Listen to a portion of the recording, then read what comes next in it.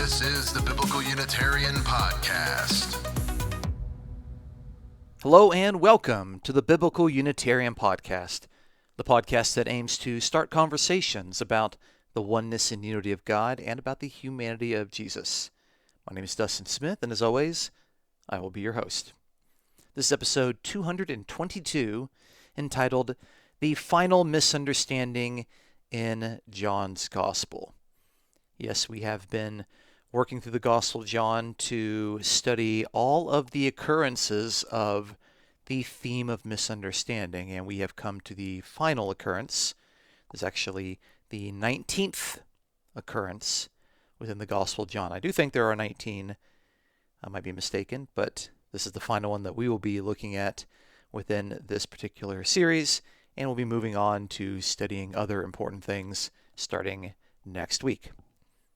Now, as a reminder, the theme of misunderstanding in the Gospel of John has three very important components. First, Jesus makes an ambiguous statement. Second, the conversation partner misunderstands it, either by interpreting it literally or by asking an inappropriate question. And third, either Jesus or the narrator explains the statement, although sometimes the explanation is missing. So in this week's episode, we're going to explore the misunderstanding that arises when Jesus talks cryptically about his death and resurrection. We will also look at the ways in which Jesus' disciples fail to comprehend what Jesus is saying, although us modern readers who are initiated into the Christian faith are able to follow Jesus' train of thought. We will also look at the question of why Jesus offers the illustration of a birthing mother to explain the grief and joy of his death. And lastly, we will offer some concluding thoughts based on our overall findings of these 19-episode-long studies of the theme of misunderstanding in the Gospel of John. So who misunderstands Jesus in this final occurrence of this important literary theme in the fourth Gospel? Let's find out on this week's episode of the Biblical Unitarian Podcast. Our first point today is looking at the death and resurrection misunderstood. So we'll be looking in John chapter 16, and we'll be starting in verse 16. Jesus is speaking, and he says, "A little while, and you will no longer see me. And again a little while, and you will see me." Some of his disciples then said to one another, "What is this thing he is telling us? A little while, and you will not see me. And again a little while, and you will see me. And because I go to the Father." So they were saying, "What is this that he says, a little while? We do not know what he is talking about." Jesus knew that they wished to question him, and he said to them, "Are you deliberating together about this, that I said, a little while, and you will not see me, and again a little while, and you will see me? Truly, truly, I say to you, that you will weep and lament, but the world will rejoice. You will grieve, but your grief will be turned into joy. Whenever a woman is in labor, she has pain, because her hour has come. But when she gives birth to the child, she no longer remembers the anguish because of the joy that a child has been born into the world. Therefore, you too have grief now, but I will see you again, and your heart will rejoice, and no one will take your joy away from you." That's John chapter 16, verses 16 through 22. So just a couple of points before we look a little bit closer at the particular misunderstanding in this particular passage. Jesus offers his statement. The disciples are deliberating amongst one another about what Jesus is saying. And Jesus, the text says, knew that they wished to question him. Some people will point to this particular passage and they will say, Well, look, Jesus knew what they were thinking. He must be omniscient. He must be all-knowing. I don't quite think that's the best reading of this particular passage, nor of the Jesus that is presented in the Gospel of John.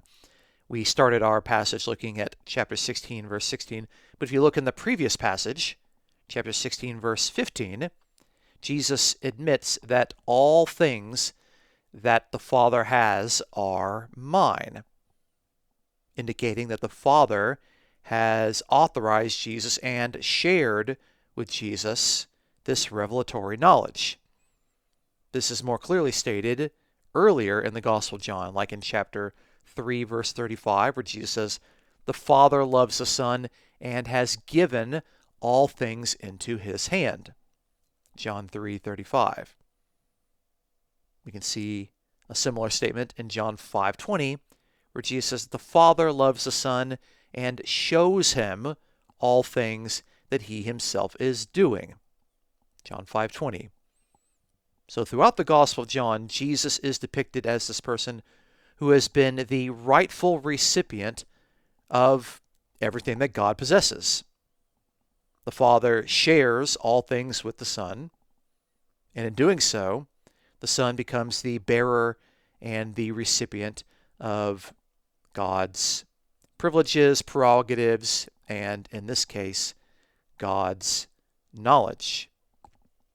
So Jesus doesn't know what the disciples are thinking because he is innately omniscient.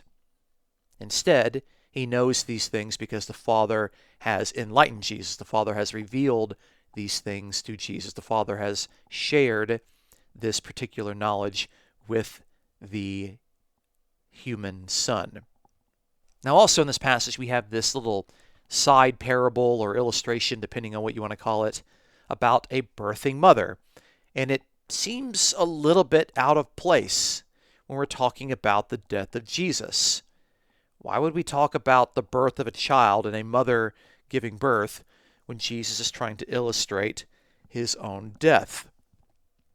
I think the answer lies in the fact that in the ancient world, mothers who are giving birth were in mortal danger. There were many mothers that actually died during the process of giving birth. They didn't have the benefits of modern medicine and anesthesia and everything that the medical field has in the 21st century. And it was not uncommon for mothers to have complications and to die giving birth, even though this issue was not something that affected the population too much.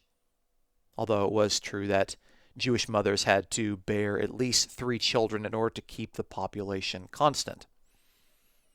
So the joy and the relief given to the mother after the understandable scare of death are actual images evoked from such an illustration.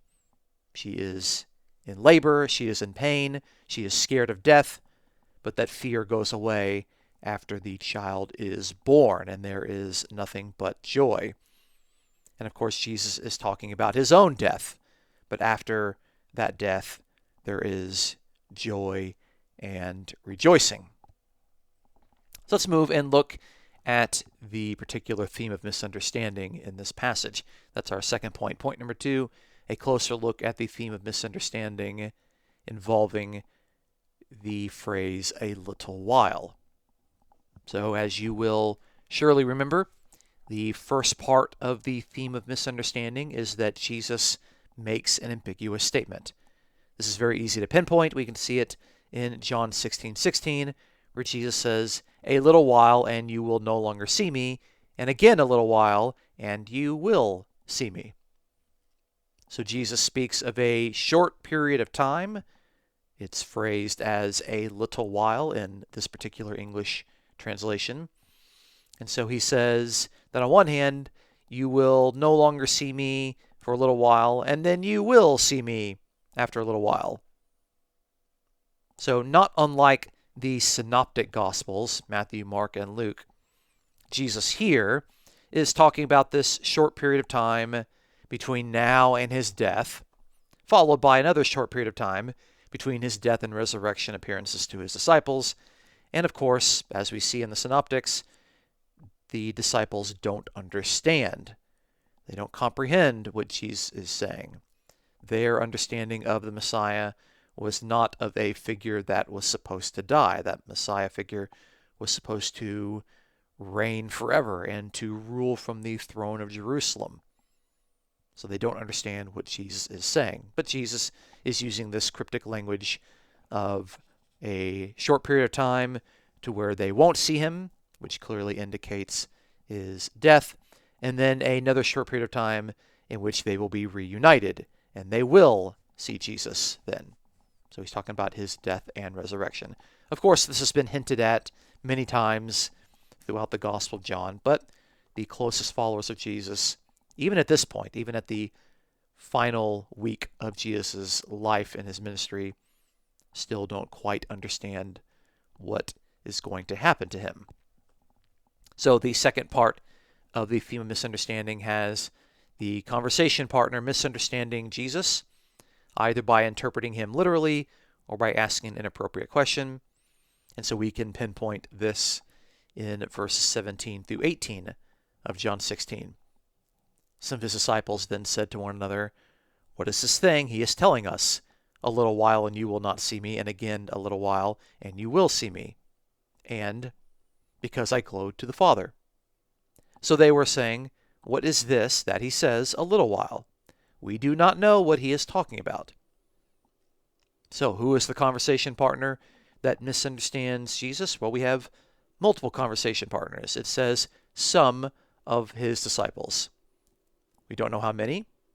We know it's more than one. And it's unlikely to be all of the disciples. So a handful of disciples. They're unnamed. And they openly admit that they do not understand. They do not know what Jesus is talking about. And so their question is an inappropriate question.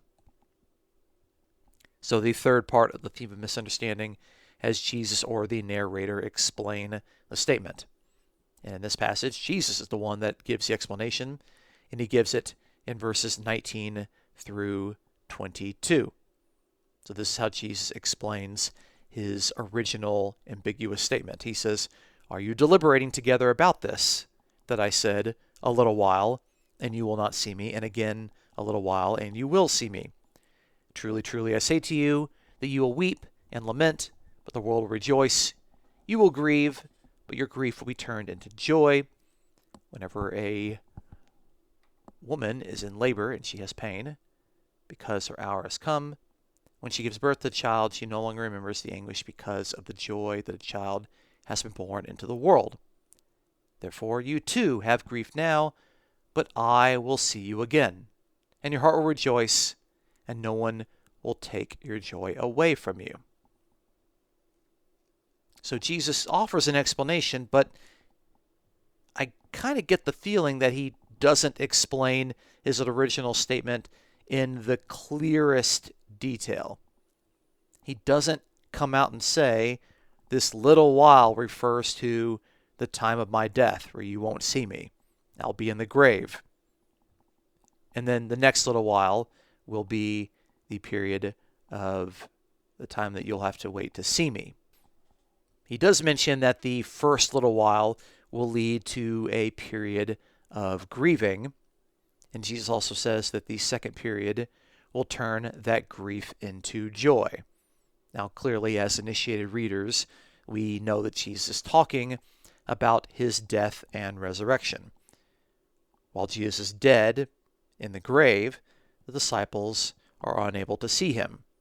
The world, which is this phrase that refers to those who are opposed to Jesus, those who have not been converted, and those who reject Jesus' mission, they will rejoice while the disciples will grieve.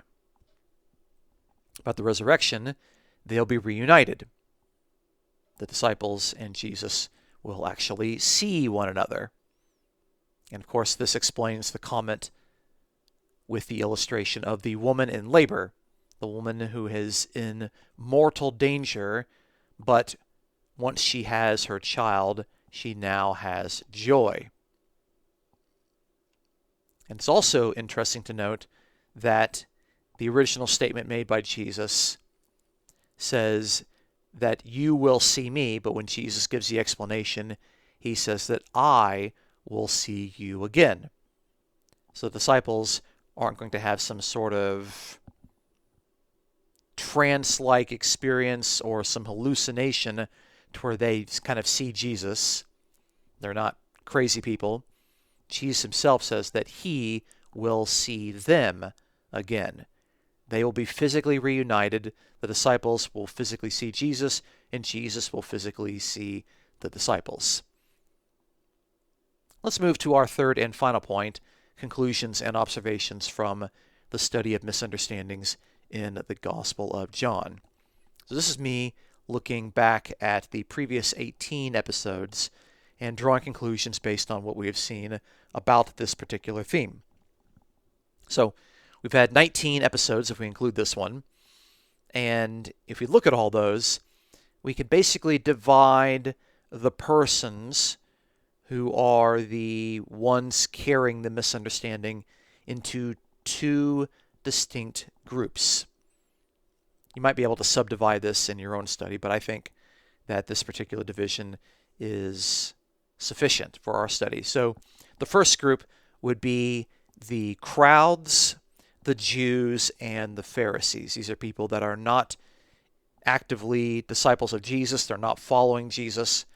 They could just be neutral onlookers like the crowds, or they could be people that disagree with Jesus or are antagonistic towards Jesus. So the total misunderstandings held by this particular group, the crowds, the Jews, and the Pharisees, would be 10. They have 10 of the 19. So about 55% of the occurrences, about half. Now, the total misunderstandings held by the group that I'm going to call the disciples and interested persons, and these interested persons would include people like Nicodemus and the Samaritan woman. The total misunderstandings held by this particular group count up to 9. So about 45% of the occurrences. So you got 19 occurrences. It's pretty much split evenly down the line.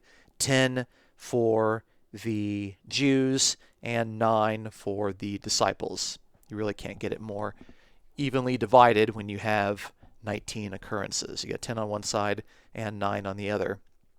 And this indicates to me that when I look at the followers of Jesus, which seem to basically be misunderstanding Jesus as frequently as those who aren't following Jesus or those who disapprove of him, they are portrayed in the Gospel of John as persons who also need clarification.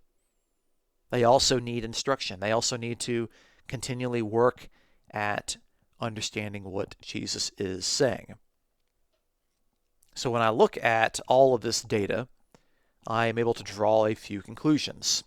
First, I think that it's very important that I not take the side of those people who are in step 2 of the misunderstanding. Remember, step 2 involves those who misunderstand Jesus by taking what Jesus says too literally or by asking an inappropriate question. Instead, as an informed reader, understanding the theme of misunderstanding, I need to adopt the position in step number 3, the step where Jesus or the narrator explains the particular misunderstanding. And if there's no misunderstanding, then I want to make sure that I'm not following the position of those who are deliberately portrayed in the text as misunderstanding Jesus. So just because people follow what Jesus is saying with a particular misunderstanding, that should not be brought about to modern readers as the intended way to interpret Jesus by the original author. The intended way to understand Jesus is by looking at the explanation where Jesus clarifies the misunderstanding by those who hold it. Furthermore, I am able to draw the conclusion that following Jesus requires listening to him with understanding and clarity. I can't just claim to be a Christian. I can't just claim to be a disciple. It's very clear here that the disciples are those who need to listen to what Jesus says and to actually have a clear understanding as to what Jesus means. There's no use in claiming to be a disciple of Jesus if you hold to a position that Jesus would want to correct. And so I think those are some very important practical ways to draw conclusions from this overall study. But the main thing is recognizing that the theme of misunderstanding within the Gospel of John is not a minor theme. It's not a rare theme. It's not an inconsequential theme. It's a very dominant theme that is interwoven throughout the narrative of the Gospel of John, beginning at the inception of his ministry in chapter 2 and working all the way until the final days of his life right before his crucifixion. So thank you so much for listening to this week's episode. Please join us next week as we begin looking at a new series. We're going to look at the various names and descriptions of God. And we're going to start next week with the divine name Yahweh. In fact, we're going to ask whether Yahweh is even the correct way that the divine name was intended to be pronounced. So please look forward to our next episode. Now, if you enjoy our podcast, please consider supporting us and our mission to promote the sound truths of the oneness and unity of God and the humanity of Jesus. You can support us for free by subscribing on iTunes and YouTube, by giving us an honest review on iTunes, and by sharing your favorite episodes on social media. If you'd like to offer a donation, you can check out the episode's description for a link to PayPal. The Biblical Unitarian Podcast is produced and edited by Dustin Williams. I am Dustin Smith, your host. Until next time, please take care.